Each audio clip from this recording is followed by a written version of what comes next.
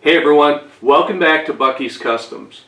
Hey, in this video I'm going to show you how I did this stacked text sign, say that 3 times fast, in V Carve Pro, and I'm going to show you step by step. I'm going to start right from the beginning and show you how I created all the layers, all the steps to carve this particular sign.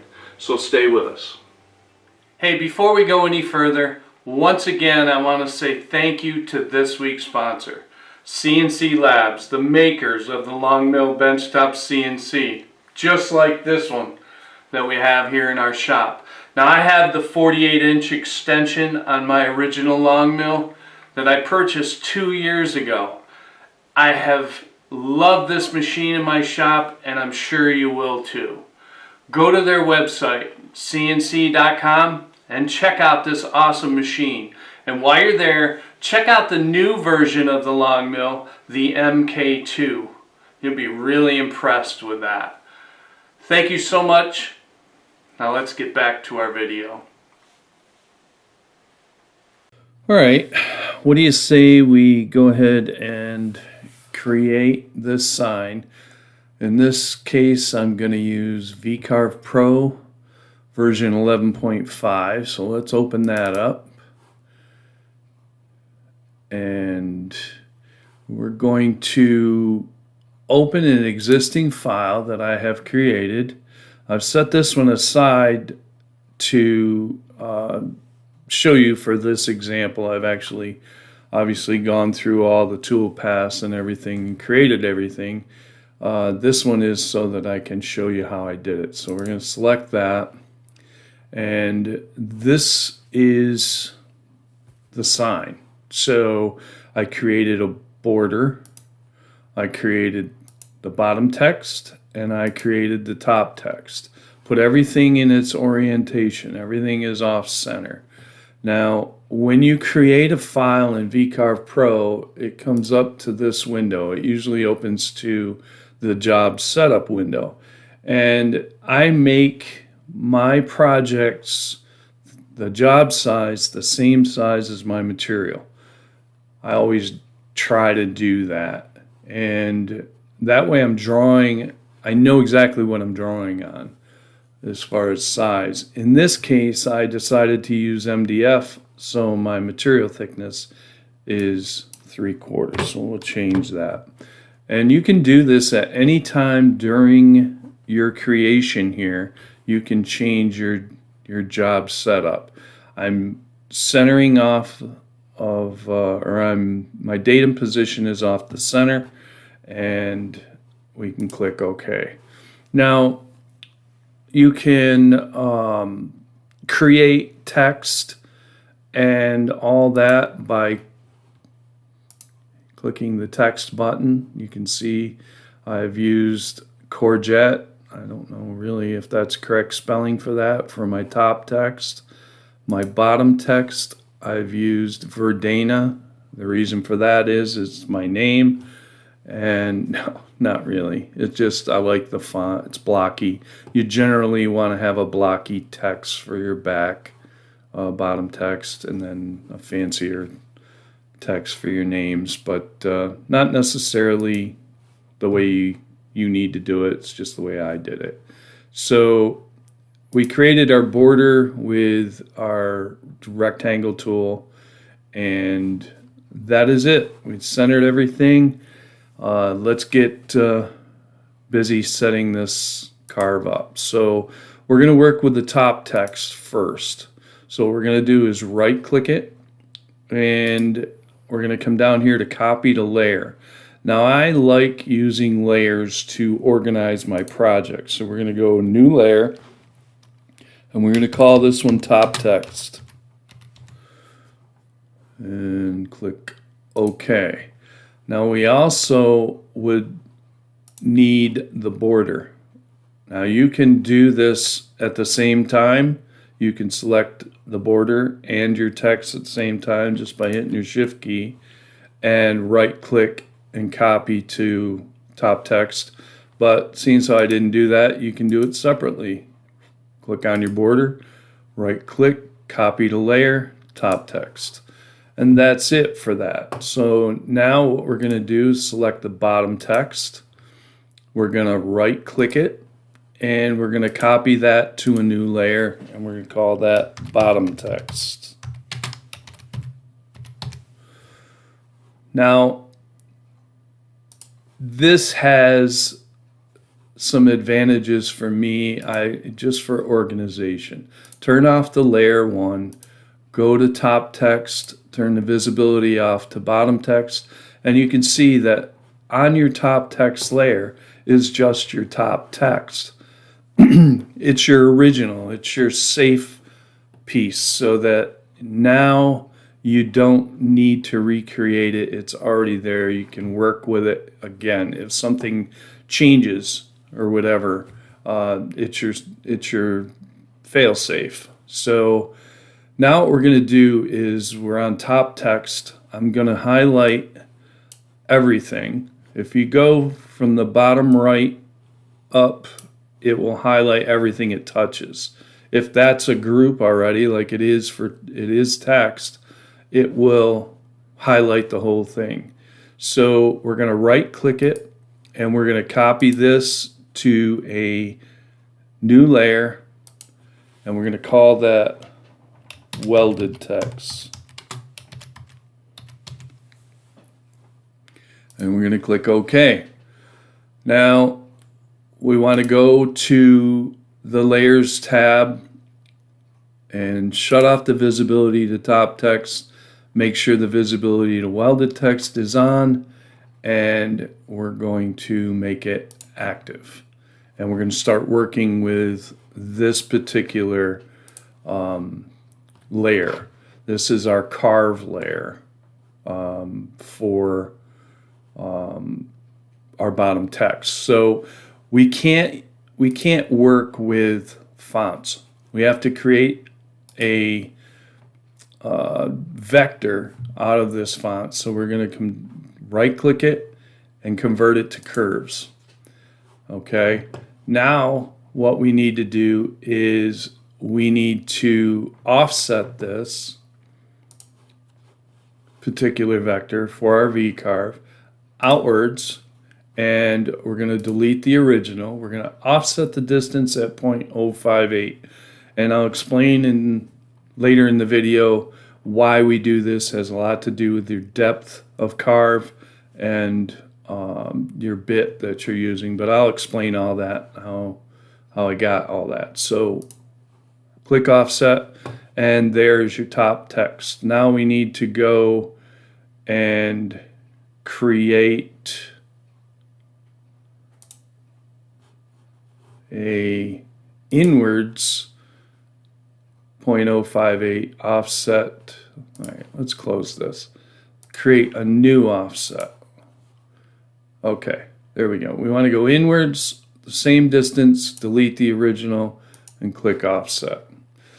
Now let's go back to the Layers tab, turn the visibility off welded text, turn the visibility on to bottom text, and make it active. So now we have the same issue with this. We're going to copy this to welded text, and we're going to come back up here to welded text, make it active, and turn the visibility off to bottom text. So we're going to do, we can't work with text. We have to convert this to curves. So we're going to convert that to curves, and then we are going to group this. Okay, now we're going to, I also forgot to do this, we're going to select Dana because right now it's individual. Okay, so what we want to do is we want to select Dana and Tammy, and we want to group that. Always remember to group before we get to this next process, which is welding these two together, which is kind of why we call this welded text layer. So you can see we got two groups of vectors now, and we're going to weld top text, and the bottom text together by going over here to our edit objects and clicking on the weld selected vectors, and you can see it creates all that. And basically that is it for this particular setup. We just need to go ahead and create our toolpaths. So we're going to go up to our layers window. We're going to go to top text, make it visible. We're going to shut off our welded text, and we're going to make top text active. And we're going to come over here to this button and switch to a toolpath. Now, in order to make a toolpath, we have to select the vectors that we want to create the toolpath of. So we're going to select Dana and Tammy, our top text layer. Okay, we're going to go over here to Vcarve, and we're going to create a start depth of 0. The first toolpath is always 0. We're going to create a flat depth of 0.1. This is how deep we're going into the wood. And we've selected a 60-degree V-bit. As you can see here, this is tool number 2. And these are my feed rates and my plunge rate. Now remember, I'm using MDF, so I'm a little bit faster. So you set your speed and plunge rates to whatever wood you're using. Now I'm using a clearance tool, end mill 1/8 inch, and that is tool number 1, and my feed rate for that is 90, because there again it's MDF, but my plunge rate is 10, so it's a little bit slower. Now you can adjust those speeds and feeds according to your preferences. I mean, if you found you can go a little bit faster in MDF, by all means go there. I know that this is gonna probably fray a bit and all that, so I set mine where I felt comfortable. Now my bits, I buy all my bits from Sienci Labs. Well, I take that back. I don't buy all my bits. I do have a couple of Amana bits. I do have a white side bit. But I'll be honest with you, for the money, Sienci Labs, V-bits, straight bits, compression bits, they are very well worth the money. They're very inexpensive compared to an Amana or a white side, but they are high quality, and that's why I use them. Not because I'm making videos for them, but that's why I use them. You can go to their resources page on their website, check out speeds and feeds, hop over to the store, and go ahead and check out the prices and go ahead and order whatever bits you need to have. They also, I believe they have groups of bits that they offer as well. So go ahead and check them out, and I'll leave a link in the description below so that you can go there and do all that. But let's get back to this. Right now we're ready to change the name of this carve, and we're going to call it Top Text V, and we're going to calculate it. Okay. Now what we want to do is, if you want to preview this toolpath, you can just hit preview, and you can see there's your V carve. You can see the nice little angle on there. Okay, so let's close this and we'll go back to our 2D view. Come up here to our layers menu. We'll shut the visibility off to top text, and we'll turn the visibility on to welded text and make it active. Now we want to select all these vectors, inner and outer border, and we're going to do the same thing. We're going to come over here to V carve, only this time we're going to start our start depth at 0.1. We want the start depth on your bottom text is the same as your flat depth on your top text. So we're going to go down again, 0.1. Selected the V bit. My speeds and feeds stay the same. I've got a clearance tool of 1/8 inch. Let's name this toolpath welded text V and calculate. Okay. Now, let's see here. How about we preview all the toolpaths? So, pretty much does it. I really like the way that come out. I wish it did all the sanding for me, but it doesn't. So, yeah, V Carve Pro. It's an awesome program. I am looking forward to making a ton of stuff with this program. What do you say we save our toolpaths and get this thing carving? So we're going to go to toolpaths, select them all, come over here to save toolpaths. Now you notice that it created 4 toolpaths. You have a top text clear and a welded text clear. That's all your clearance. You also have a top text V carve, which is your V bit, and about a welded text V bit.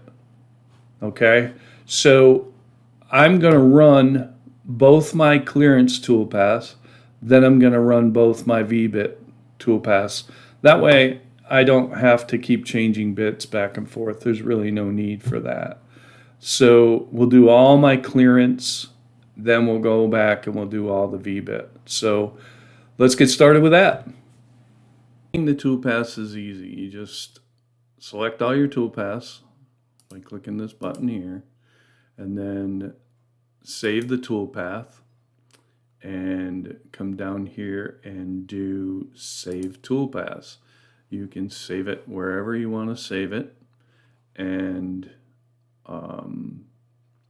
hit save. I'm not going to redo it. I've already done it once, but that's the process, real easy. And then whatever your post processor is, you can load those toolpaths into your post processor. I use gSender, and go ahead and start our carve. Okay, so before we start the carving, I want to show you what I was talking about, how I came up with the 0.058 as far as a offset. So I found this fellow YouTuber, basically watched his video, and he had used this program, which was really kind of neat. I was amazed that stuff like this is available on the internet. If you just do some research, man, you can find answers to everything. But this is it, a right-angled triangles calculator. And all you basically need to do is enter 2 of these, and it calculates the whole deal. Now, what you got to picture here is this is a V-bit. Right here is your point of the V-bit. It's laying on its side. So your shank would be here, and this is actually showing 1/2 of the V-bit. What we need to find is from center outward. We need to find out what this offset is, and that is the small letter A. The large letter A is unknown. That's what we know. That's the angle of our V-bit, which is a 60 degree. Since this is 1/2 of a V-bit, we're going to use 30. So let's enter that, 30. Now, B is a dimension we know. It is 0.1. That's the depth we're carving. So let's go up here and enter B as 0.1. Now, we have 2. Let's calculate it. And there you go. Edge A gives us 0.0577. I rounded up to 0.058, and that's how I got it.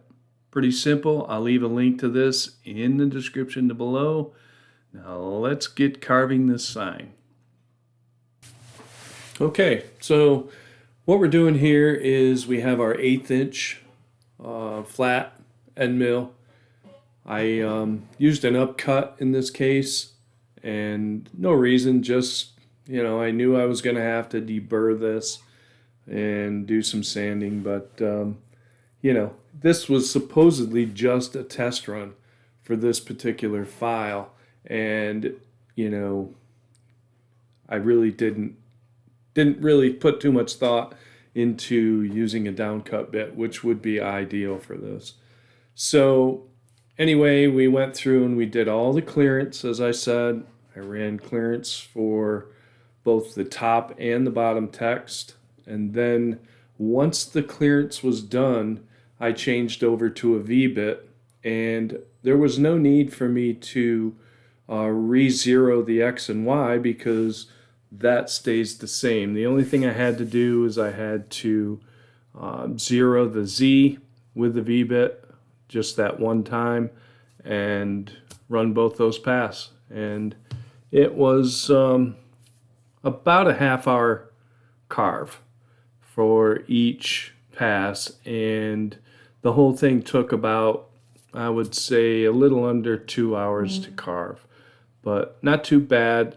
For as fast as I ran it, I thought it would take less time, but I guess not too bad overall, you know. Pretty happy with the way the V-bit adds some character to stacked text. Pretty neat.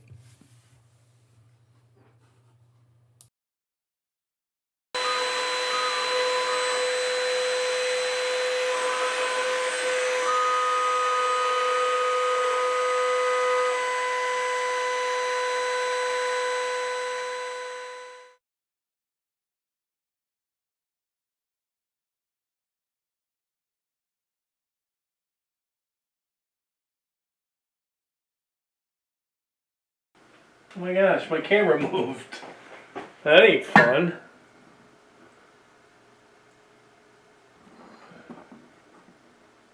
I thought you were watching me all this time. Getting there. Very time consuming. Very tedious work. If you want a nice product, you have to take the time to do this. Get the main color on it and then do some touch up. And that's kind of what I'm hoping will save my butt on this. What I'm going to do is this top text is going to be a different color altogether, obviously. And I'm just going to do the very top of that. So I want to paint up the sides of it with the blue, and hopefully this will come out good. My choice of colors, because Tammy likes purple is her favorite color, I thought I'd do the background purple. Blue is my favorite color.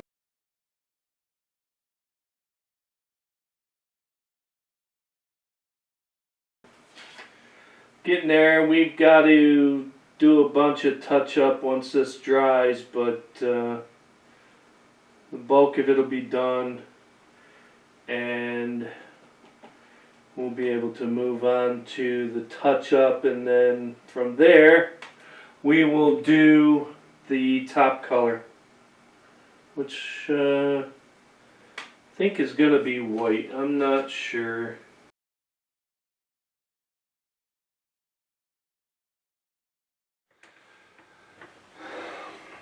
Okay, so finishing up this sign basically was just painting. Takes some time. It's kind of tedious. You saw in the video.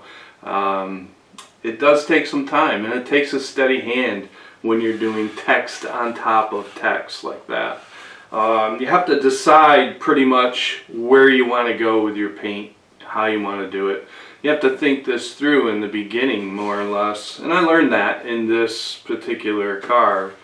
The material I used was MDF. Now, I originally did this as a test run, basically, but you know, I thought, me being the frugal woodworker, I just don't want to waste this. So I thought, you know what, let's just paint it up and we'll use this in the video. But if I were going to do this again to display, I think I wouldn't do anything different. MDF is a really good sign material, and it's fairly inexpensive. Granted, there's not a lot of things that are inexpensive these days, including MDF. It has gone up in price, but you can use scraps for your signs. So, and you can really get a good result. There's a technique that I use, and I usually spray my MDF before I carve it, just in case I have anything that's going to be exposed. If I don't, like this particular sign, the only thing that was really exposed was the top, the letters in the top text. But if there was more, I would spray the whole thing prior. But before I painted this and after I sanded all the birds off, I just put 2 or 3 coats, light coats of polyurethane on it, and I use water base, and I'll put a link to that in the description below. But it helps seal the wood so that the paint is less able to soak in to the wood, and MDF is like a sponge, it will soak it up. So anyway, I hope you really enjoyed what I showed you here. I know I fumbled a bit, but you know, I'm learning too. V Carve Pro is an excellent program to do a lot of different carves, and I've seen a lot of people using it over the past year, and I couldn't help, I needed to jump in as well. So we'll be doing a lot more projects in the future with V Carve Pro, and we'll be using our MK2 as well. I think I'm going to focus on that.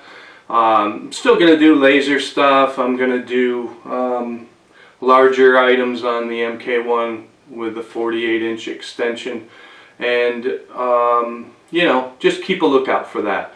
So if you liked what you saw today, go ahead and give this video a like. I'd really appreciate that. And if you haven't subscribed, go ahead and subscribe to the channel. Ring the notification bell, and YouTube will do a fantastic thing. They'll let you know when I post again.